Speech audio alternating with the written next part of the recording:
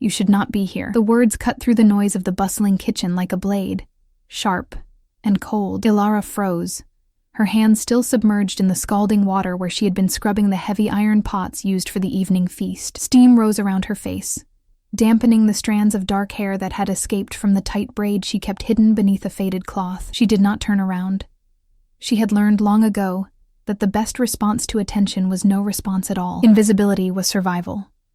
Silence was safety. "I said, you should not be here." The voice came again, closer now, and this time she recognized the sharp tone of Mistress Haldren, the head of palace staff who ruled the servant quarters with an iron fist and a tongue that could strip flesh from bone. Aara slowly withdrew her reddened hands from the water, wiping them on the stained apron that hung loose on her thin frame. She kept her eyes downcast, her posture submissive, everything about her body language designed to communicate that she was nothing, no one, not worth the effort of anger or attention. "The grand moon ritual begins within the hour," Mistress Haldren continued, her footsteps clicking against the stone floor as she approached. "All servants are to remain in the lower quarters during the ceremony. No exceptions, especially not for kitchen maids who think they can wander where they please." Aara finally allowed herself to look up, just enough to meet the older woman's gaze without challenge. "I was told to finish the pots before the final bell, mistress. I was only following orders." The excuse was weak, and they both knew it. But it was enough. Mistress Haldren's eyes narrowed, her thin lips pressing into a line of displeasure. But after a long moment, she simply waved a dismissive hand. "Finish quickly and get below. If any of the nobles see you lurking about during the ritual, it will be my head as well as yours." She turned sharply and departed, leaving Aara alone once more in the sweltering heat of the kitchen. The grand moon ritual. 5 years she had been here. 5 years of keeping her head down and her identity buried, and never once had she been foolish enough to go anywhere near the ceremonial halls during one of the pack's sacred gatherings. Tonight would be no different. Aara returned to her work, her movements automatic, her mind already drifting to the small, windowless room in the servants' quarters, where she would spend the evening as she always did, alone with her thoughts and the ghosts of a past she could never fully escape. She did not know that everything was about to change. She did not know that the Alpha King had returned from war. She did not know that destiny had already caught her scent. The final bell rang through the palace, its deep tone reverberating through stone and bone alike. Aara dried her hands one last time and made her way through the narrow corridors that connected the working areas of the palace to the servants' quarters.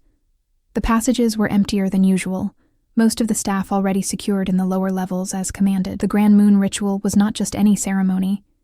It was the night when the Alpha King would officially take his place on the throne after years of leading the kingdom's forces in territorial wars against the rogue packs of the northern wastes. It was also the night when his betrothal to Lady Seraphina would be announced before the assembled nobility and pack. Elders, a political marriage, an alliance that would unite the two most powerful families in the realm and ensure peace for generations to come.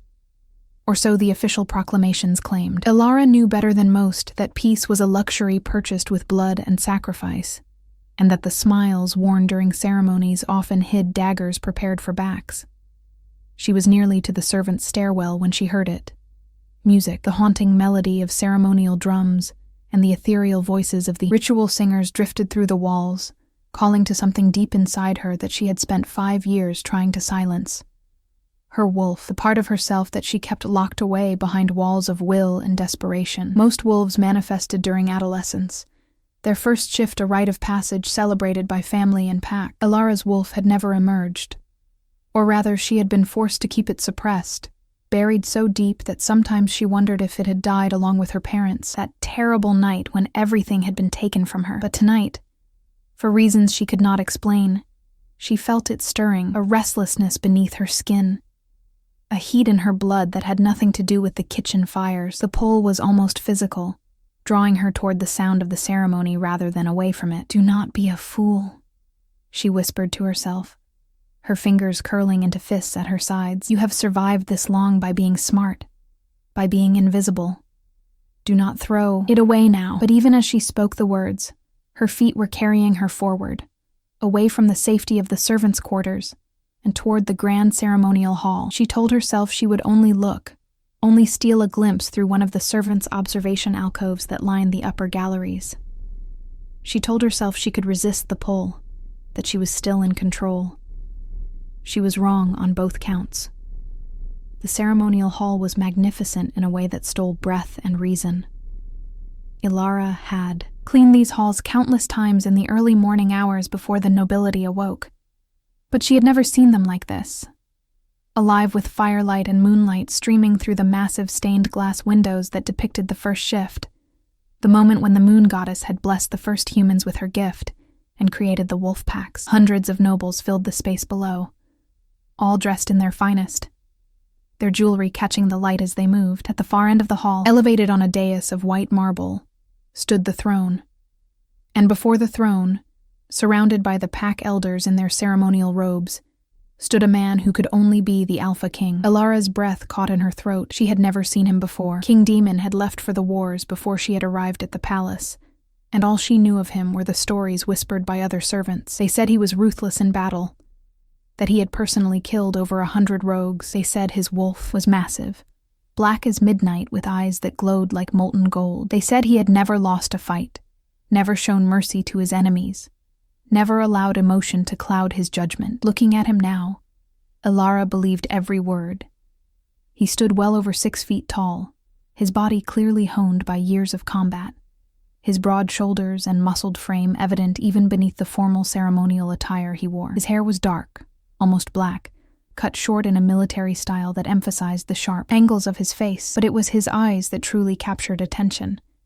Even from her hidden vantage point in the shadows of the upper gallery, she could see them scanning the crowd below with an intensity that seemed to weigh and measure every person present. These were not the eyes of a king who had been raised in luxury and politics. These were the eyes of a warrior who had earned his crown in blood and strategy, who trusted no one and expected betrayal from every corner. As she watched, a woman stepped forward from the crowd, Lady Serafina. Aara recognized her from the countless times she had served meals to the noble family's private dining chambers. Serafina was beautiful in the way that great works of art were beautiful, perfect, and cold, and untouchable. Her gown was silver and white, cut to emphasize her elegant figure, and her golden hair was arranged in an elaborate style woven with moonstones and diamonds.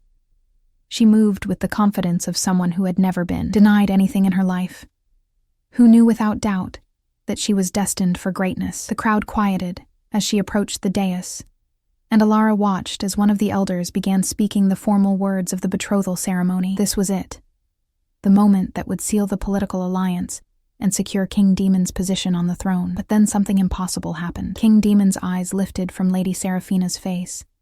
His gaze swept across the assembled nobles, moving higher, searching for something or someone in the shadows above. And then his eyes locked directly onto Alara's hiding place. The world stopped. Everything stopped. Time, breath, heartbeat, thought. The connection was instantaneous and absolute.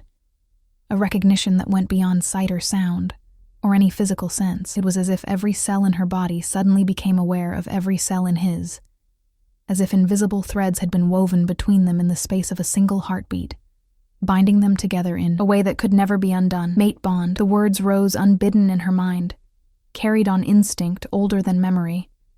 The sacred connection that the moon goddess herself created between true mates, the bond that transcended pack politics and social hierarchy, and even death itself. No, this could not be happening. Not to her, not now. Not with him. Aara stumbled backward, her hand flying to her chest where her heart hammered against her ribs, as if trying to break free. The wolf inside, her, the one she had kept silent and suppressed for 5 years, suddenly surged forward with a force that nearly drove her to her knees. It wanted out. It wanted to shift, to run down to the ceremonial hall, to claim what was theirs. Every instinct screamed at her to go to him, to let the bond complete itself, to surrender to the inevitable. But Aara had not survived 5 years in hiding by surrendering to anything. She turned and ran. The corridors blurred past her as she fled, her feet carrying her through passages she knew by heart, from years of navigating them in darkness. Behind her, she heard shouts. The sudden commotion of the ceremony disrupted, but she did not stop, did not slow, did not allow herself to think about what she had just done, or what it meant. She had to get away, had to hide, had to bury this connection before it destroyed everything she had built, every wall she had constructed between herself and the world that had taken everything from her. She burst through a side door and found herself in one of the palace gardens. The night air cool against her flushed skin. The full moon hung overhead, massive and silver, and its light seemed to pour into her like liquid fire. The wolf inside her howled, a sound of longing and fury and desperation that she felt in her bones, even though no sound escaped her lips. "Please," she whispered to the empty garden, to the moon above, to whatever gods or fates might be listening. "Please, just let me disappear. Let me be invisible again. Let me be safe." But safety, she was about to learn, was an illusion she could no longer afford. "I would not have believed it if I had not seen it with my own eyes." The voice came from behind her, deep and commanding, carrying the unmistakable weight of authority and power. Aara spun around to find King Demon standing at the garden entrance, his ceremonial robes abandoned, his shirt partially unlaced as if he had torn at it while running. His chest rose and fell with exertion, and his eyes, those impossibly intense eyes, were fixed on her with a focus that made her feel stripped bare despite being fully clothed. "You ran from me," he said, and there was something almost like wonder in his voice beneath the steel. "My mate, my true mate, and you ran from me as if I were something to fear." Aara forced herself to stand straight, to meet his gaze even though everything in her screamed to submit, to lower her eyes, to acknowledge the massive difference in their status and power. "You are mistaken," she said, and was shocked at how steady her voice sounded. "I am no one. A kitchen maid. There has been an error." He moved toward her then, each step deliberate and predatory, closing the distance between them with the confidence of someone who had never been denied anything he truly wanted. "An error," he repeated. And now there was something dark in his tone, something dangerous. "The mate bond is an error. The pull that nearly drove me from my own betrothal ceremony, that made my wolf claw at my control until I thought I would shift in the middle of the ritual itself. That is an error." He stopped directly in front of her, close enough that she could feel the heat radiating from his body, could smell the scent of him, pine and smoke and something wild that made her wolf keen with need. "Tell me your name," he commanded, and it was a command, the voice of an alpha king who expected immediate obedience. For a moment, Aara considered lying, considered giving him a false name and maintaining the fiction that she was truly just a simple servant with no past, no identity beyond scrubbing pots and staying invisible. But something in his eyes stopped her. This man had spent years in war. He knew when people lied. He knew when they were hiding something. And more than that, the bond between them hummed with a need for truth, for authenticity, for the barriers to come down even though every survival instinct she possessed demanded they stay firmly in place. "Aara," she finally said, her voice barely above a whisper. "My name is Aara." He breathed it like a prayer, like a curse, like a revelation. "Aara." Then, more gently than she would have thought possible from a man with his reputation, he reached out and touched her face, his fingers rough with calluses, but his touch impossibly tender. The moment his skin made contact with hers, the bond flared between them like lightning striking the earth, and they both gasped at the intensity of it. Aara saw his eyes flash gold, his wolf rising to the surface, and felt her own wolf surge forward in response, demanding to be acknowledged, demanding to be set free after years of captivity. "You feel it," Demon said. And it was not a question. "You feel what I feel. This is real, Aara. This is the bond that legends are written about, the connection that most wolves search their entire lives for and never find. And you would throw it away. You would run from it. From me." Why? The question hung in the air between them, weighted with everything she could not say, with all the secrets she had to keep buried if she wanted to survive. How could she tell him that she was not who she appeared to be, that the name Aara was real but incomplete, that her full identity was one that would shake the foundations of the political structures he had just fought a war to stabilize?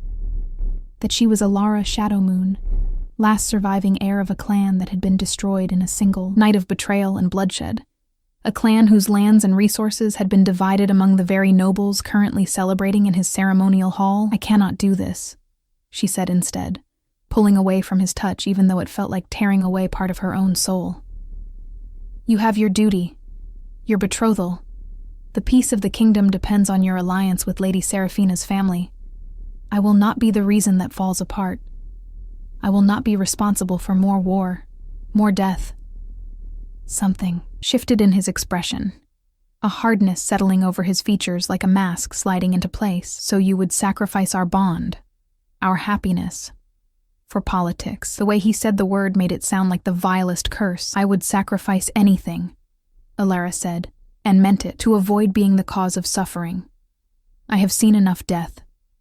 I have lost enough. I will not add to the tally by being selfish. She turned to leave, to disappear back into the shadows where she belonged.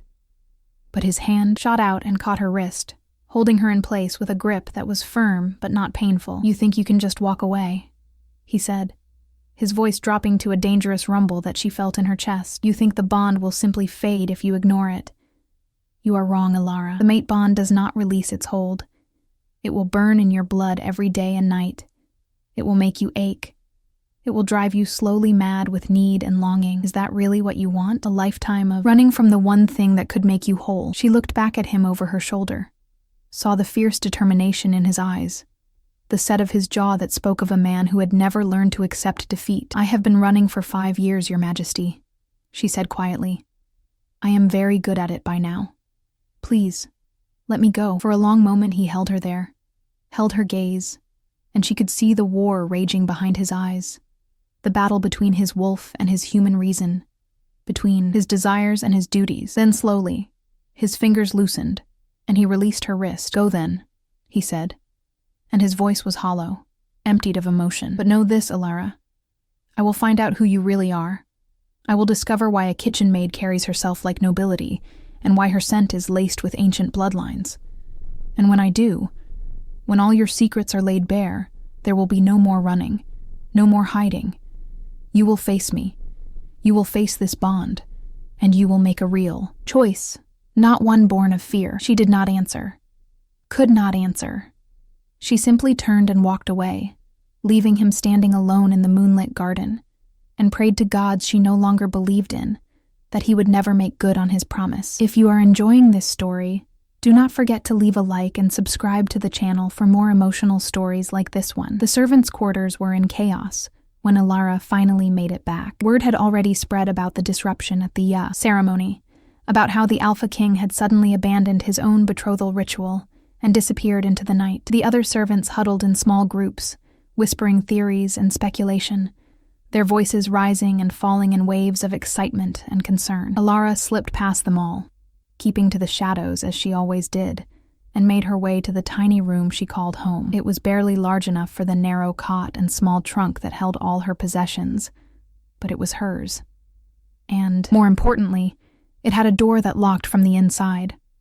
She bolted the door and collapsed onto the cot, her entire body shaking with the aftermath of what had just happened. The mate bond still hummed beneath her skin, a constant awareness of Demon's location somewhere in the palace above. A pull that wanted her to go to him, to complete what had been started in that moment of recognition. Her wolf paced restlessly inside her mind, no longer content to remain dormant, demanding to be acknowledged after years of suppression. We cannot, Aara whispered to the darkness, to herself, to the wolf that was part of her, whether she wanted to acknowledge it or not. We cannot claim him. Do you not understand what that would mean? The questions it would raise? The investigations that would follow? Images flashed through her mind, unbidden and unwelcome. Her parents' bodies lying in the ruins of their home, their throats torn out by claws that should have been protecting them rather than destroying them. The smell of smoke and blood, the sounds of screaming as the entire Shadow Moon compound burned, and above it all, the faces of those responsible, nobles who had smiled and promised loyalty while planning betrayal. She had been 15 years old. Her parents had sent her away to visit a distant cousin just days before the attack, a decision that had saved her life, but haunted her with survivor's guilt. By the time she had learned what happened and tried to return, there was nothing left but ashes and accusations. The official story was that her father, Alpha of the Shadow Moon clan, had been planning a rebellion against the crown, that he had been stockpiling weapons and forming alliances with rogue packs, that the attack on his compound had been a justified action to prevent civil war. It was all lies. Every word of it, but lies told by powerful nobles and backed by the previous Alpha King became truth, became history, became the reason why the Shadow Moon name was now synonymous with traitor, and why any surviving members of the clan would be executed on sight. So Aara had done the only thing she could do. She had erased herself, changed her appearance, dyed her distinctive silver hair to mundane brown, learned to suppress her scent and her wolf so completely that she registered as barely more than human. She had made herself into no one, nothing. A ghost moving through the world with no past and no future. Only the eternal present of survival, and it had worked. For 5 years it had worked, until tonight. Until one moment of eye contact with a man whose very existence threatened to unravel every careful thread of safety she had woven around herself. A sudden knock on the door made her jolt upright, her heart hammering. "Aara, it is Mara. Let me in." Mara was another kitchen maid, one of the few people in the palace who had shown Aara any kindness when she had first arrived 5 years ago. They were not exactly friends.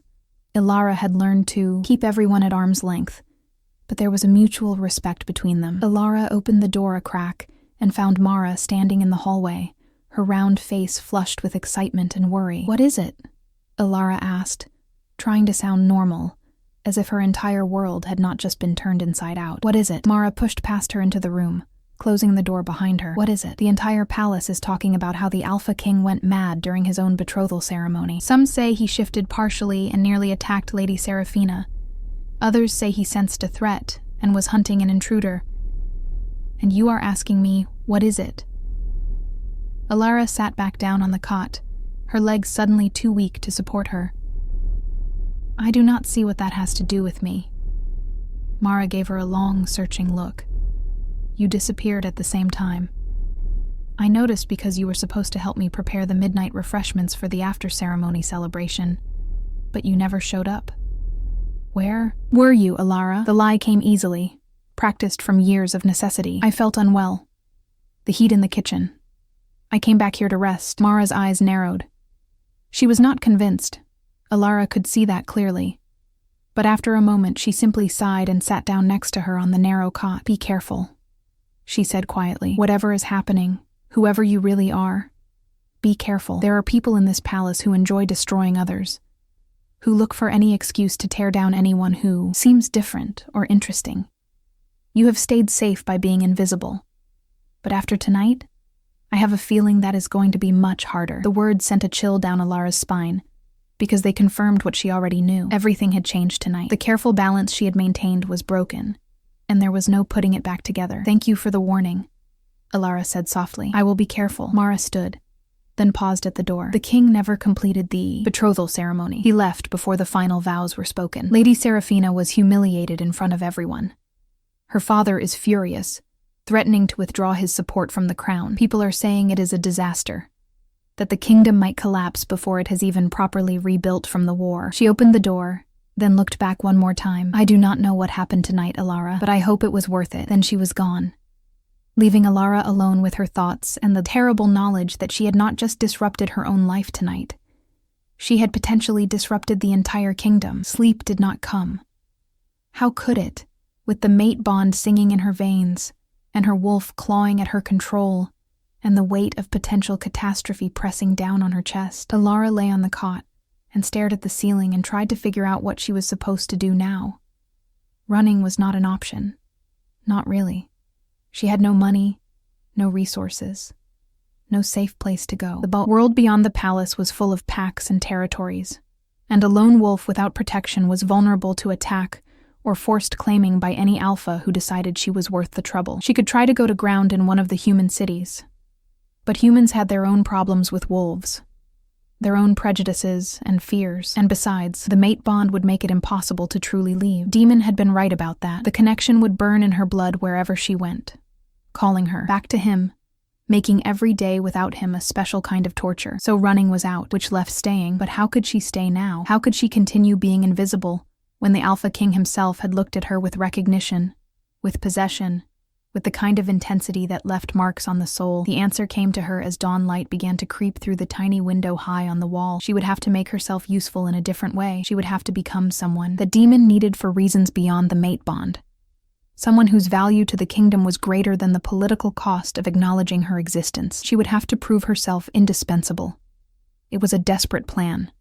A dangerous plan, but it was the only plan she had. The palace was different in the morning light. Aara could feel the tension in the air as she made her way through the corridors toward the kitchens. Servants whispered in corners, their faces tight with worry. Guards stood at attention with hands on weapons, as if expecting attack at any moment.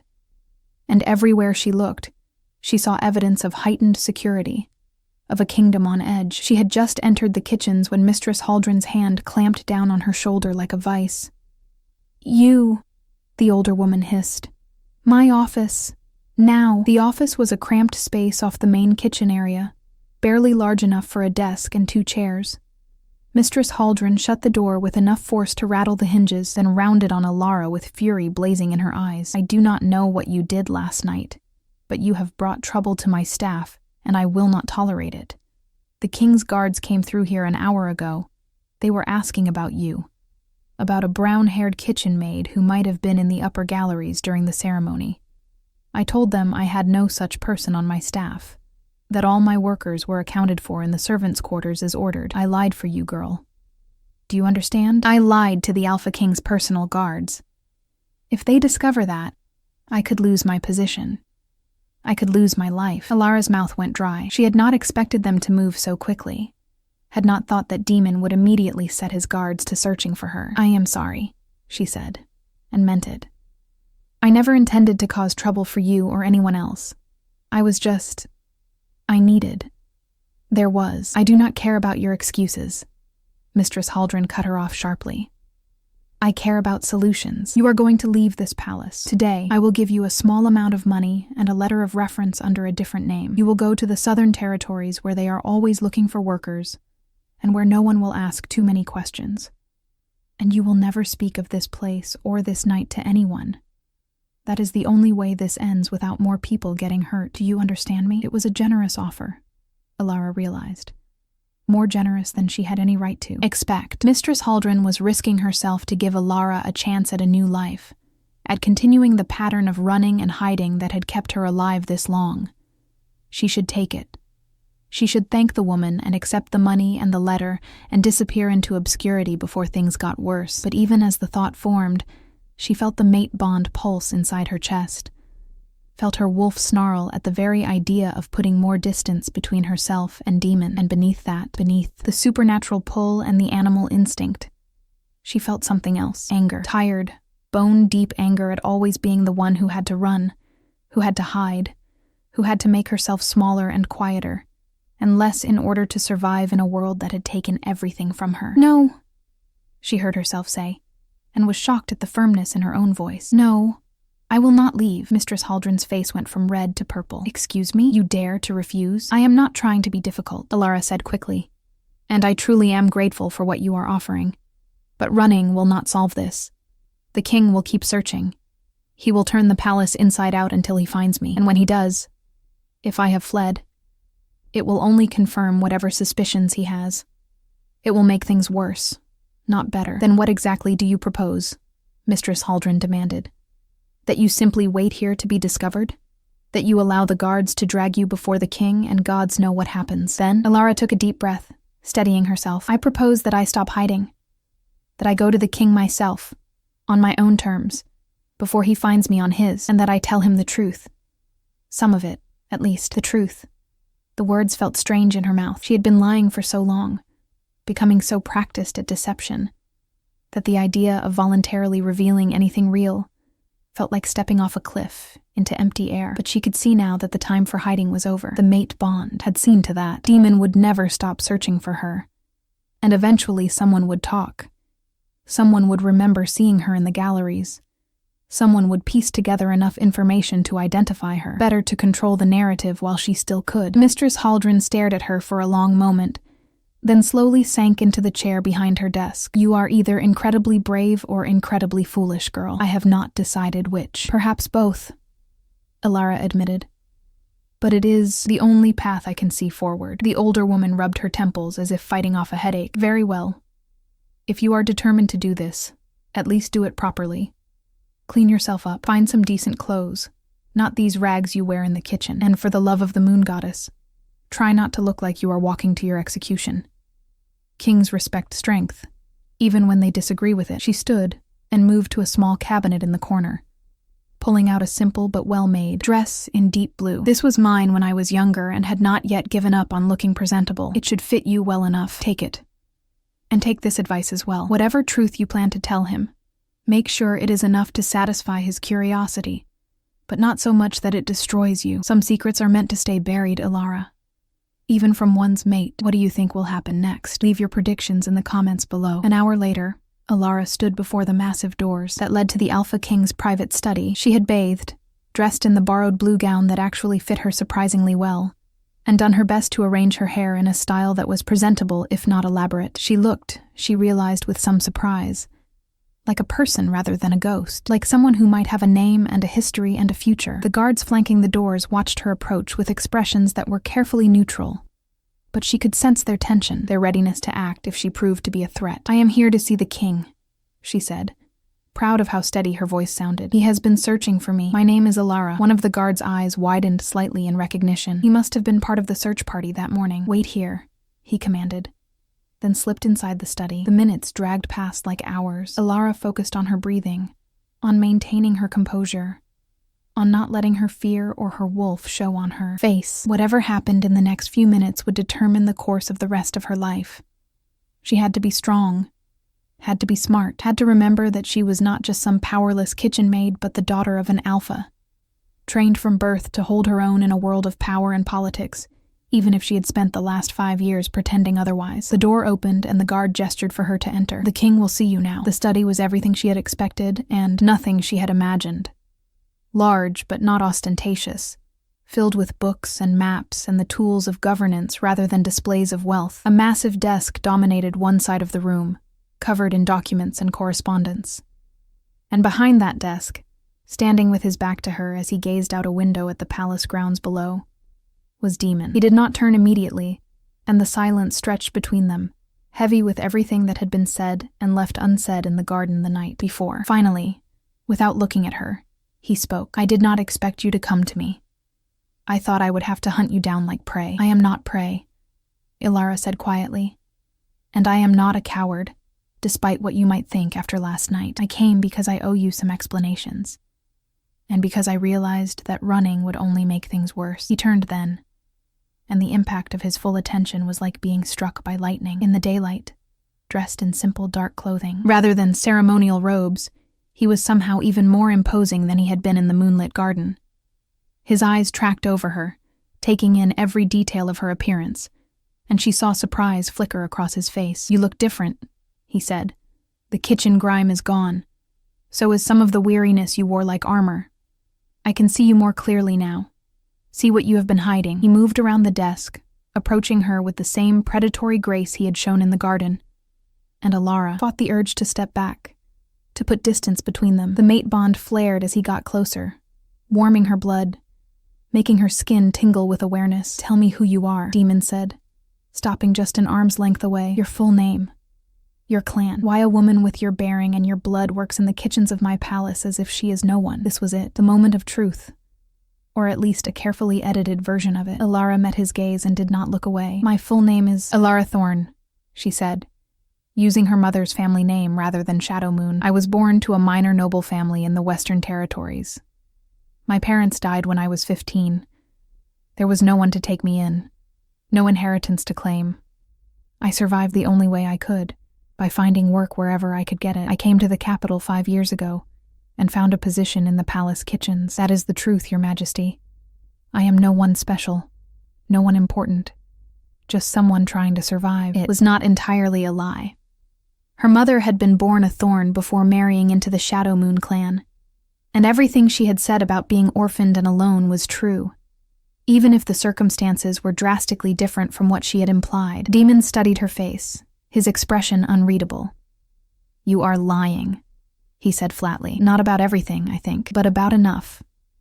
I can smell noble blood on you, Aara Thorn, and it is not from some minor Western family.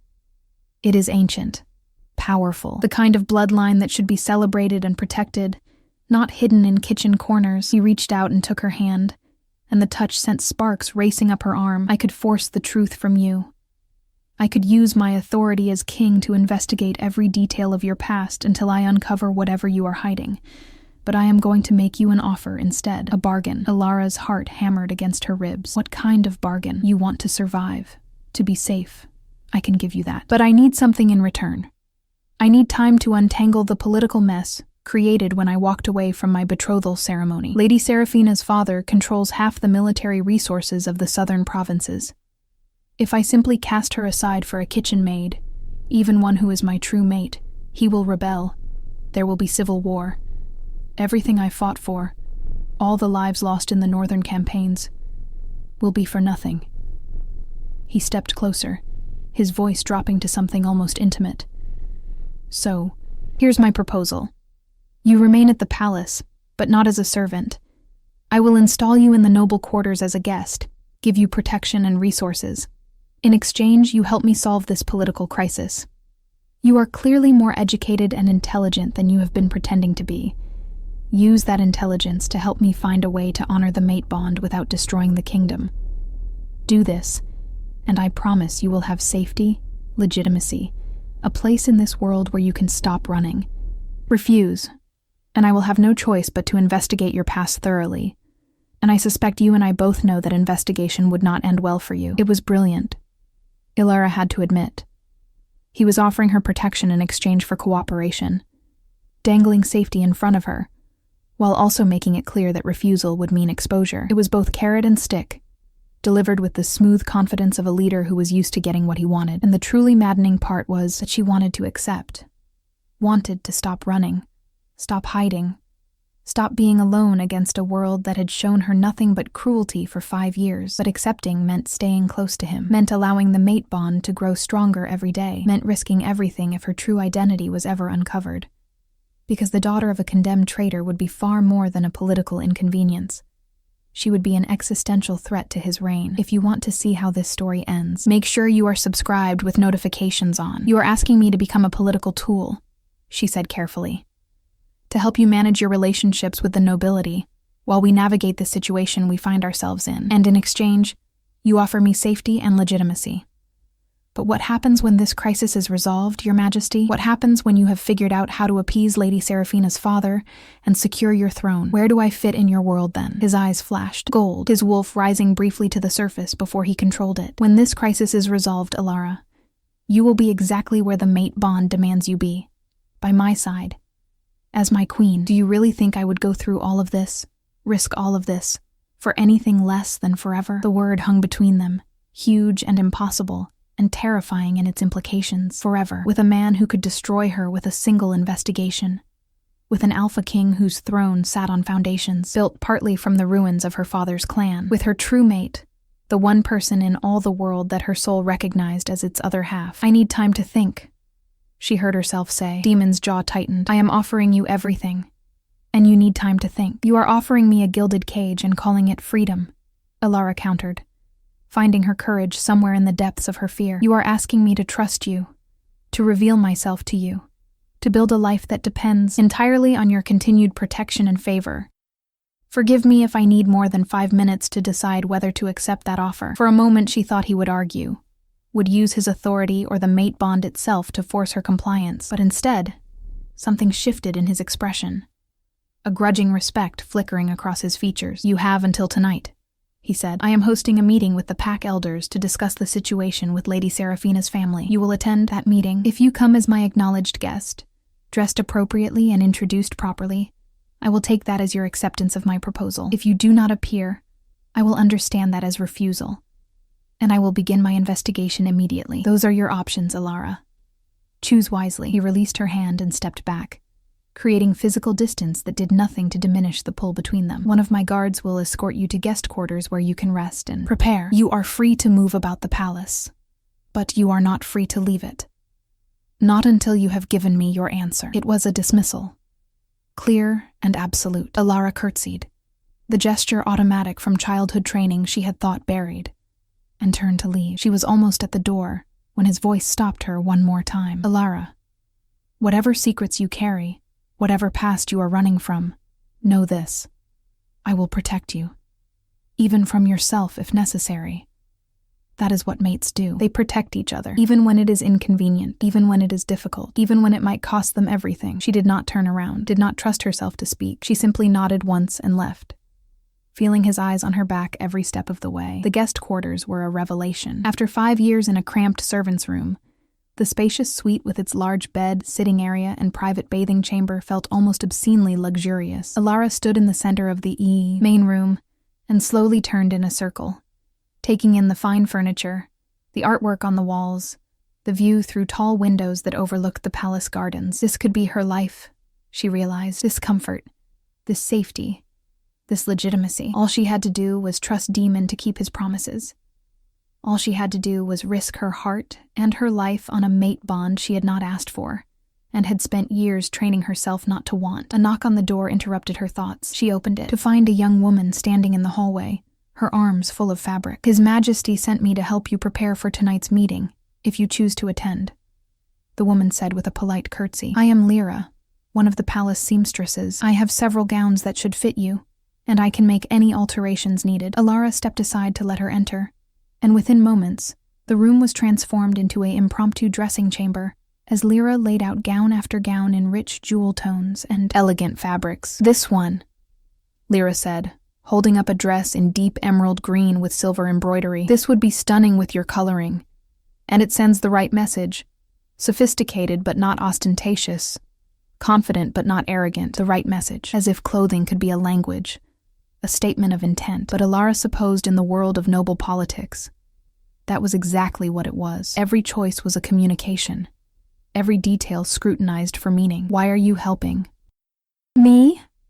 Aara asked, as Lyra began making small adjustments to the green gown. "You do not know me. For all you know, I could be a threat to the king or the kingdom." Lyra smiled, a knowing expression that made her look older than her years. "His Majesty gave very specific orders. You are to be treated as an honored guest and given every assistance. But more than that, I saw what happened in the ceremonial hall last night. I was in the servants' gallery helping with the ritual preparations. I saw the way he looked when he sensed you. I have worked in this palace for 15 years, Miss Aara. I have seen kings and queens and more political marriages than I can count, but I have never seen anyone look at another person the way King Demon looked toward you in that moment. That was not politics. That was not strategy. That was the mate bond in its purest form. And honestly, after everything this kingdom has been through, after all the war and loss and sacrifice, I think we could use a love story. I think we need one." The words struck something deep inside Aara, a longing she had been denying for so long that she had almost forgotten it existed. The desire not just to survive, but to actually live. To love and be loved, to have a place in the world that was hers by right, rather than by stealth and deception. But could she really have that? Could she really stand beside an alpha king as his queen when her very existence was built on lies, and her family name was synonymous with treason? "I do not know if I can be what he needs," Aara admitted quietly. "I do not know if I am strong enough for what he is offering." Lyra paused in her work and looked up at Aara with compassionate eyes. "Strength is not about knowing you can handle everything thrown at you. It is about choosing to face it anyway, even when you are terrified, even when you have every reason to run. You came here today. Face the king on your own terms. Spoke truth even when it was dangerous. That took strength, Miss Aara. More strength than most nobles I know possess." She returned to adjusting the gown. "Now, let me finish these alterations, and you can decide if tonight is the night you choose to be brave again. But know this.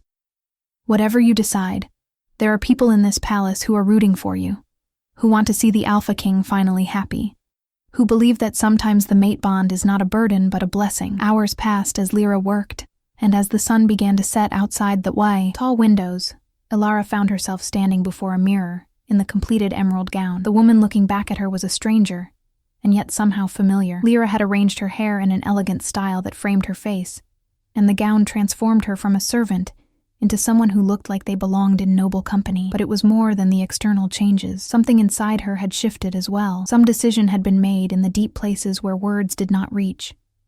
She was tired of running, tired of hiding, tired of being afraid, and despite all logic, despite every reasonable concern and legitimate fear, she wanted to see where this impossible connection with Demon might lead. She wanted to know what it felt like to stop fighting against the mate bond and allow herself to feel its full force. She wanted, for the first time in 5 years, to hope. "I think," she said slowly, meeting Lyra's eyes in the mirror, "I think I am going to attend that meeting." Lyra smiled, bright and genuine. "I think that is a very wise choice, Miss Aara. Now come. It is nearly time, and a grand entrance is always more effective than a hesitant shuffle. She was right about that. When the guards opened the doors to the council chamber and announced Aara's arrival, every conversation in the room stopped, every head turned. And at the head of the long table, Alpha King Demon rose to his feet, his eyes locked on her with an intensity that stole breath and reason. "My lords," he said, his voice carrying easily through the stunned silence, "allow me to introduce Lady Aara Thorne, who will be joining us as my personal advisor in the coming weeks. She is under my direct protection and is to be afforded every courtesy due to her position. Personal advisor. Not mate, not intended queen, nothing that would immediately ignite the political firestorm that acknowledging the bond would create. But the message was clear to everyone in the room. She was important. She was protected. She was his. And judging by the expressions on the faces of the assembled nobles, that was going to be a problem for quite a few of them. Lady Seraphina sat 3 seats from the head of the table, her perfect face a mask of barely controlled fury. Her father, Lord Aldrich, glowered from across the room with undisguised hostility, and scattered among the others were faces Aara recognized from 5 years ago, nobles who had stood by and allowed her family to be destroyed, who had benefited from the redistribution of Shadow Moon lands and resources. This was dangerous. Far more dangerous than she had allowed herself to acknowledge. But as Demon pulled out the chair beside his own at the head of the table and gestured for her to sit, as the mate bond hummed with approval at their proximity, as she felt her wolf settle for the first time in years, Aara realized something important. Maybe danger was worth it. Maybe risk was the price of actually living. Maybe choosing love and hope over fear and survival was not foolishness, but the bravest thing a person could do. She sat down, folded her hands in her lap, and met the hostile gazes around the table with calm composure. "Thank you for allowing me to join your council," she said, her voice clear and steady. "I look forward to serving the kingdom in whatever capacity I can." The meeting began, voices rising in argument and accusation, politics and power plays swirling through the air like storm winds. But through it all, she felt Demon's presence beside her, solid and unwavering. And she realized that for the first time since she was 15 years old, she did not feel alone. The road ahead would be difficult. There would be investigations and revelations and moments when the truth threatened to destroy everything. But sitting there beside her mate, feeling the bond strengthen with every passing moment, Aara made a promise to herself. She would not run anymore. She would not hide. She would face whatever came with courage and honesty and the fierce determination that came from finally having something worth fighting for. And maybe, just maybe, she would allow herself to believe that she deserved the happiness that true mate love could bring. If this story touched your heart, share it with someone who loves epic romance. Tell me in the comments, did you see this ending coming?